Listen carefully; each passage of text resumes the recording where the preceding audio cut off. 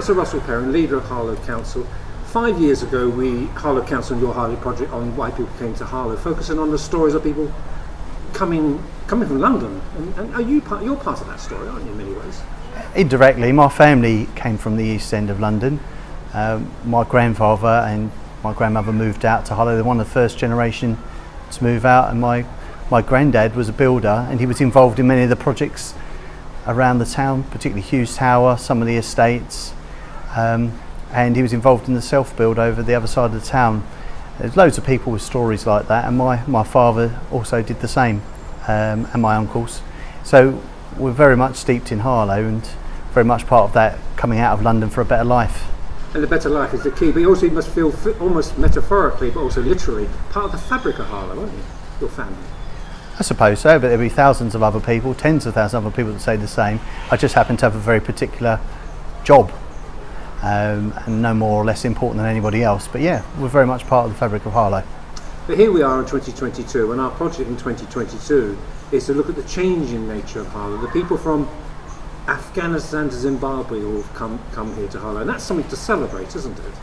Well, Harlow's always provided opportunities for people, and that opportunity for a better life.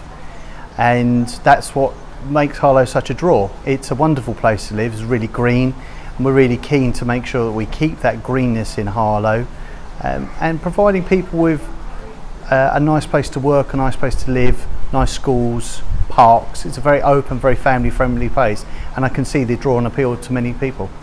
And sometimes you don't have to actually physically welcome people at the border, at the town, at the signs in Old Harlow on the A414, but with people who've come here recently from Ukraine, that's something you've physically done, haven't you? You've welcomed them into this town. Yeah, absolutely, and through the council we've actually set up the community hub to try and help support them so that they've got somewhere safe to be. And I know there are many volunteers outside of the council, but there are council officers also that volunteered their own time to make sure that those families are welcomed and they have the resources and packs that they need to try and settle. And we're still welcoming people from Ukraine now, because the conflict's not over, and then we're still welcoming refugees from that conflict. And that's the point, isn't it? Harlow has always been there to try and help people build a better life for themselves.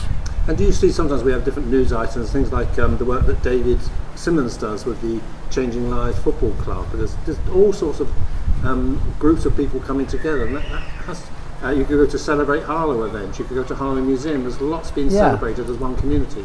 I mean, one of the things Harlow has is a huge amount of social capital, and that was really important in the pandemic that we've just gone through, is that unlike other places we were able to fall back on that social capital, and there are untold volunteer groups, faith groups that supported people in the community, people in the street, to get through that really difficult time.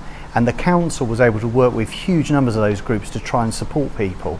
So yeah, you're absolutely right. And there are so many, I think it'd be beyond me to even name even a tenth of them from memory. There are so many wonderful groups working in Harlow, day in, day out, with very little acknowledgement publicly, but they do what they do because they believe that by working together they can make Harlow what it is, which is a fantastic place to live. And as I said, this isn't a political piece, but we're just outside the chamber, here we are, and in cabinet meetings and council meetings, and when you're talking about, for example, the regeneration of the town centre and everything, are you often thinking this got to be a town fit for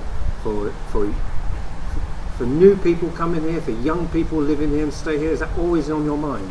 It is, because when we talk about the families that came out of the East End, they were looking for a new future, a new life, and they were bold, and they did new things, and they were moving into a new frontier. The New Towns project was unheard of, but nothing stays the same. You've talked about the changing face of Harlow.